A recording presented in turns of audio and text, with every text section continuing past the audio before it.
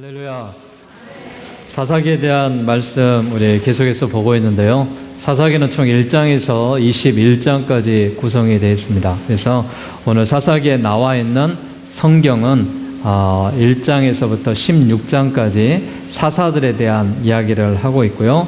또 17장에서 이제 21장까지는 왜 하나님의 사사 또 속해 있는 지파들이 심판을 받고 또 그들에게 하나님의 징계를 받았는지 또 이런 잘못된 이런 사상들에 대해서 또 레위 지파의 잘못된 일들에 대해서 나와 있습니다. 사사기는 한마디로 이야기하면은 교육을 해야 되는데 교육을 하지 않았다라는 거예요. 쉐마의 교육을 해야 되는데 쉐마의 교육을 하지 않고 그들이 늘 악순환의 연속으로 말미암아 하나님께서 평화와 안식을 주시면은 우상을 숭배하고 또한 혼탁된 그런 역사 속에서 압제를 받고 또 주변의 이웃 나라를 통하여서 심판을 받고 이 일로 인하여서 회개하면은 하나님이 또 다른 사사를 세우셔서 구원해 내시고 이런 악순환의 반복이 350년이라는 시간 동안에 7번 반복한다라고 말씀을 드렸습니다.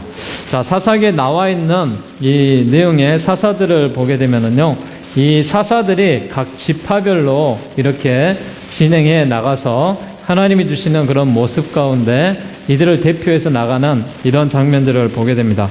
우리가 지난 시간에 봤던 이런 사사들의 모습도 있었고요. 또 오늘 우리가 대표적으로 봐야 될 그 사사들이 있는데요. 특별히 사사들이 그냥 이렇게 가볍게 지나간 사사도 있고 중요하게 또 이야기를 했던 그런 사사들이 있죠. 지난 시간에는 이런 기드온의 이런 사사라든지 이런 부분에 대한 이야기를 많이 했고요. 오늘 같은 경우는 이제 삼손이라든지 또 이런 입다라든지 이런 사사들에 대한 어떤 사건들에 대한 이야기, 그리고 에브라임 지파의 이야기와 또 단 지파에 대한 이야기, 그리고 여기 나와 있는 유다 지파에 대한 이야기를 통하여서 오늘 말씀을 좀 더 깊이 해보려고 합니다. 이 유다 지파가 왜냐면은 예수님의 혈통의 지파고 가장 중심이 되는 지파였고요. 또 에브라임 지파 같은 경우는 우리가 알다시피 여호수아가 이쪽으로 여호수아 이 에브라임 지파에 속하면서 요단 서편을 점령하면서 이 지역에 나와 있던 이런 부분의 모습이고요. 단 지파가 이제 위쪽에 보게 되면 이쪽에 하나가 더 있게 되는데요. 이쪽에 이제 블레셋 족속의 이런 압제와 핍박으로 인하여서 이들이 여기서 살지 못하고 이렇게 이동하는 그런 장면 속에서 사사기에서 이 에브라임 지파 가운데 문제가 일어났던 또 레위 지파들이 이렇게 48개 성읍으로 흩어져 살면서 그들이 가지고 있었던 사명을 감당하지 못했을 때 문제가 생겼던 그런 장면의 모습들을 우리가 다시 한번 바라볼 수 있는 시간이 되기를 원합니다. 자, 기대에 못 미치는 그런 사사들이 있었죠. 사사는 운니엘이 있었고 에훗, 삼가, 드보라, 기드온, 돌라 이런 사사들을 우리가 봤습니다. 오늘 10장에서부터는 야일이라는 이 사사와 입다라는 사사가 나오는데 저희가 읽었던 말씀처럼 이 사사 야일의 모습에 사절에 보게 되면은 이렇게 말씀이 기록되어 있습니다. 그의 아들 30명이 있어 어린 낙이 30을 탔고 성읍 30을 가졌는데 그 성읍들은 길르앗 땅에 있고 오늘까지 야봇 야일이라 부르더라라고 되어 있습니다. 이 성경에 나와 있는 사사 야일 같은 경우는요, 특별히 하나님께서 행하셨던 이런 모습 가운데 그의 이력서가 그의 아들 30명이 있었다라는 거예요. 그리고 어린 낙이 30을 태웠다라는 거예요. 그리고 성읍을 30을 가졌다라는 거예요. 하나님의 말씀을 따라 백성을 이끌어야 될 지도자가 자신들의 어떤 가족과 또 타락된 그 모습 가운데 이런 첩을 많이 두었고 또 그들이 성읍들을 쟁취해 나가는 이런 장면들을 바라봤을 때 하나님이 이 시대에 얼마만큼 이런 혼탁한 시대 가운데 이 말씀을 하시고 이런 허락된 모습이 나와 있는지 모릅니다. 그러면서 이제 야일이라는 선지자가 22년 동안에 이런 일들의 일을 나가게 되고요. 이제 사사 입다에 대한 이야기가 나오는 것을 볼 수가 있습니다. 우리가 사사 입다에 대한 이야기를 좀 더 깊이 있게 해보면요, 입다는 비천한 기생 출신의 몸이었습니다. 그런데 그가 길르앗의 본초에서 태어나서 소생들에 의해서 일찍이 타향으로 추방이 되었는데 그를 이제 돕고 그와 함께하고 그가 암몬족 속의 이스라엘의 재침입에 예고되어서 길르앗의 장로들이 입다의 명성을 듣고 찾아와서 그를 군대 장관으로 세워줍니다. 그래서 어떻게 보면은 입다는 전통 이스라엘 민족이 아닌 기생의 출신의 몸에서 나와 있는 그러지만은 그를 추종하는 자들에 의해서 이제 그가 군대 장관이 되었고 암몬 왕과의 전쟁을 치르는 그런 장면이 나옵니다. 이런 암몬 왕과의 전쟁을 길르앗 군대 장관 입다가 치르게 되는데 처음에는 이 암몬 왕에게 설득을 해요. 전쟁을 하지 말고 우리가 평화적으로 문제를 해결하자. 그런데 거기에 대해서 암몬이 자기의 땅을 달라라고 요구를 하고 있습니다. 그러니까 입다가 그런 이야기를 해요. 이 땅은 암몬이 있었던 땅이 아니라 이 땅은 모세가 다른 민족이 있을 때 점령했던 땅이고 그렇게 할 수 없다라는 주장 속에서 결국 전쟁을 하게 되는 그런 역사가 벌어지는 것이죠. 그래서 이 암몬 땅에서 이런 전쟁 가운데 입다가 승리하고 하나님의 은혜 가운데 이 모습이 이 영광으로 나타나게 됩니다. 그런데 입다가요, 승리하는 일에 대해서 너무나 기쁜 나머지 입다의 설득에도 불구하고 이 강팍한 왕이었던 암몬 왕의 태도가 계속해서 이런 이 전쟁을 빌미로 계속해서 이런 일들을 진행하려고 하자 이 입다가 전쟁에서 승리하는 그런 장면을 우리가 바라볼 수가 있죠. 그런데 이제 입다의 큰 실수가 나오는 장면이 우리가 성경을 통해서 볼 수가 있는데요. 입다가 자신이 이 가지고 있는 이 자녀들이 무남 동녀입니다. 딸이 하나밖에 없습니다. 아들도 없고요, 딸밖에 없어요. 근데 이 입다가 너무나도 기쁜 나머지 전쟁에서 돌아오면서 처음으로 맞이하는 자신이 누가 됐든지 간에 처음으로 맞이한 사람을 하나님 앞에 제물로 드리겠다라는 그런 소원을 해버립니다. 인신 제사를 드리겠다라는 것이죠. 여러분, 여기서 벌써 문제가 생기는 것이죠. 사사가 어떻게 하나님의 기름 부은 종으로서 일을 하고 있는데 인신 제사를 하나님 앞에 소원할 수가 있어요. 이건 잘못된 행위였습니다. 그런데 문제가 벌어지는데 이 입다의 딸이 너무나도 기쁜 나머지 그가 소고를 치고 춤을 추면서 제일 먼저 아버지 이 입다를 맞이하게 됩니다. 자, 그 성경 잠깐 볼까요? 자, 11장 34절입니다. 네. 자, 34절부터 36절까지 한번 봉독합시다. 시작. 입다가 미스바에 있는 자기 집에 이를 때에 보라, 그의 딸이 소고를 잡고 춤추며 나와서 영접하니 이는 그의 무남 동료라. 입다가 이를 보고 자기 옷을 찢으며 이르되 어찌할꼬 내 딸이요, 너는 나를 참담하게 하는 자요, 너는 나를 괴롭게 하는 자 중에 하나로다. 내가 여호와를 향하여 입을 열었으니 능히 돌이키지 못하리로다 하니 딸이 그에게 이르되 나의 아버지여, 아버지께서 여호와를 향하여 입을 여셨으니 아버지의 입에서 낸 말씀대로 내게 행하소서. 이는 여호와께서 아버지를 위하여 아버지의 대적 암몬 자손에게 원수를 갚으셨음이니이다 하니라. 아멘. 이 성경에 보게 되면은 얼마나 황당한 일이 벌어져요. 사사시대 이스라엘이 섬겼던 그 우상의 이름들이 나열되어 있는 그런 모습 속에서 바알도 있고 아수도 있고 뭐 아람의 신들, 뭐 시돈의 신들, 여러 가지 뭐 비너스 상, 또 그들의 풍요와 다산의 신들, 이런 신들이 많이 있는데 그들이 지금 실수를 범한 것은 뭐냐면은 이 입다가 인신제사를 하나님 앞에 드렸다라는 것입니다. 그 결과 자신의 무남 동료 외동딸을 번제물로 바치는 그런 소원을 하고 말았죠. 사람을 제물로 바치는 것은 이미 모세의 율법을 통해서 하나님이 금하신 일이에요. 근데 이것을 소원했다고 해서 그가 자기의 딸을 죽여서 인신제사를 드리는 것 자체가 하나님 앞에 범죄인데 이를 깨닫지 못하고 자기가 소원했다고 그것을 지켜야 된다는 거예요. 이 딸도 아버지가 소원했으니까 지키라는 거예요. 그래서 그가 그의 동료들과 함께 2달의 시간을 가지고 산에 올라가서 슬픔의 애곡의 그 시간을 갖고 결국 내려와서 아버지에게 죽임을 당하고 인신제사로 드려지는 이 일이 계속해서 이스라엘 딸들에게 해마다 길르앗 사람 입다의 딸을 위해서 나흘씩 애곡하는 그런 일이 벌어지는 그런 장면도 우리가 바라봤습니다. 자, 소원이 승리를 보장하진 않습니다. 소원은 하나님 앞에 감사함으로 드리는 것이지 어떤 조건과 계약을 통해서 하나님 앞에 드리는 소원이 아닙니다. 여러분이 혹 하나님 앞에 소원을 드릴 때는 감사하는 마음으로 드리는 거예요. 조건을 따지는 것이 아닙니다. 계약을 하는 것이 아닙니다. 내가 하나님 이렇게 소원했으니 이렇게 꼭 주십시오가 아니라 하나님 주신 자도 여호와고 취하신 자도 여호와고 모든 것이 여호와 것입니다 하고 감사하는 마음으로 소원할 때 그 소원이 감사의 은혜로 이루어진 줄 믿으시길 바랍니다. 자, 또 한 사람 우리가 바라봐야 될 주목된 인물은 사사 삼손에 대한 이야기입니다. 여러분 우리가 삼손에 대한 이야기는 극히 많이 알고 있고 또 성경에도 이 13장에서부터 16장까지 차지할 정도로 중요한 이야기를 하고 있는 것을 볼 수가 있습니다. 이 사사 삼손은 단지파 사람이고요. 그가 20년 동안 통치를 하면서 블레셋이라는 그 나라에 이미 이스라엘이 빼앗긴 상태입니다. 그때 하나님이 사사 삼손을 들어서 블레셋 가운데 그를 보호하시고 인도해 주시는 그런 모습인데 사사 삼손의 뜻은 태양이다라는 그런 뜻을 갖고 있죠.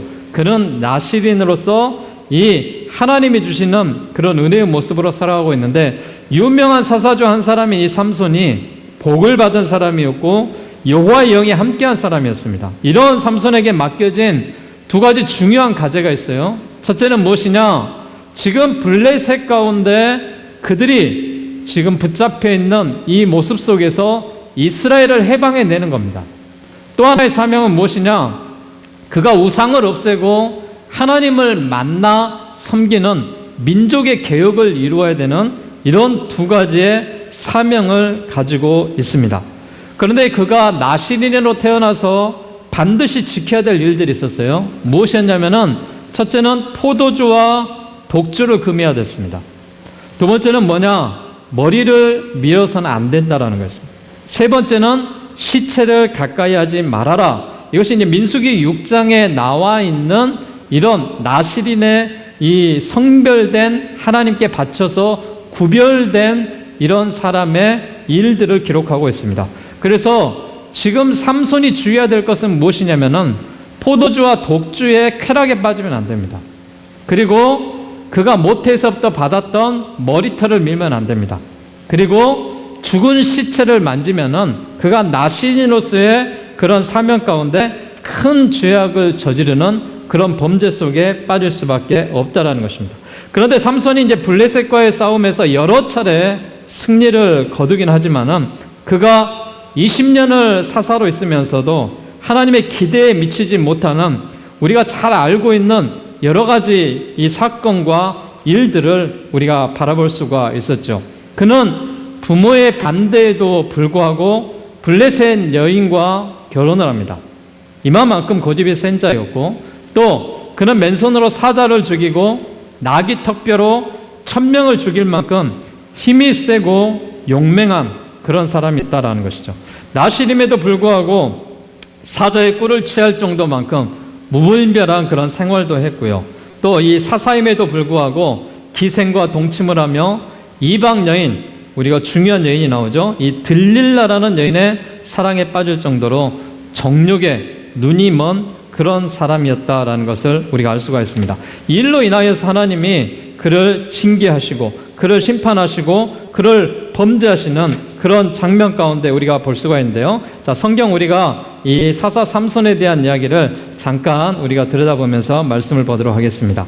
자, 그가 사사 삼손이 된 그 장면이 태어난 장면이 13장 24절입니다. 한번 같이 볼까요? 시작. 그 여인이 아들을 낳음에 그의 이름을 삼손이라 하니라.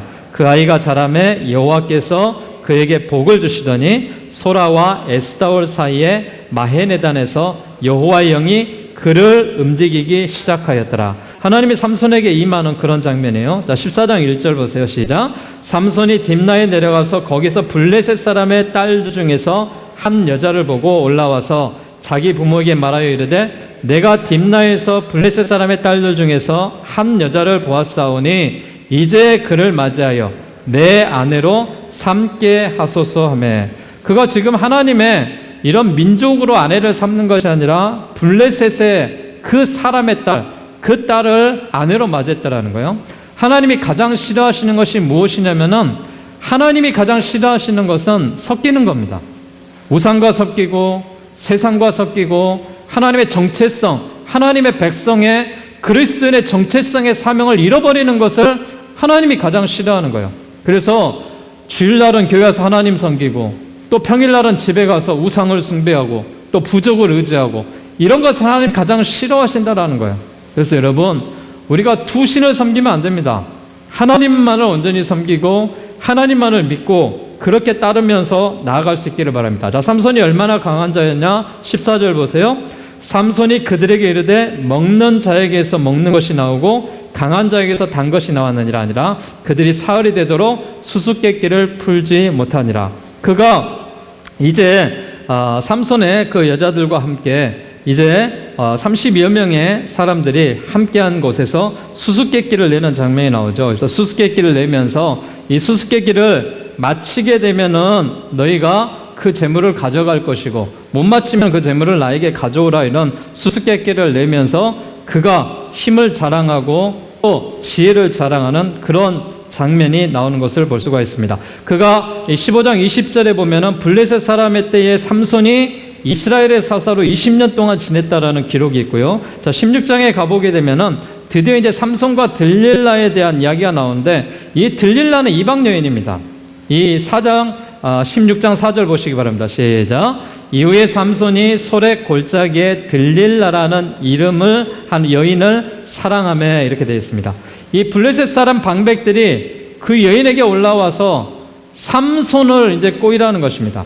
그래서 삼손이 지금 힘이 어디서 나온가를 알아내라는 거예요. 그래서 들릴라가 이제 삼손에게 이야기를 합니다. 삼손이요, 만일 당신이 이런 힘이 어디서 나오는지 나에게 가르쳐주면은 내가 당신을 더 사랑하겠습니다, 이런 유혹을 하게 되죠. 그래서 자신에게 알려달라고 이야기를 합니다. 그래서 첫 번째로 알려주는 이 이야기가 삼손이 뭐라고 알려주냐면 12절에 보니까 이렇게 이야기해요.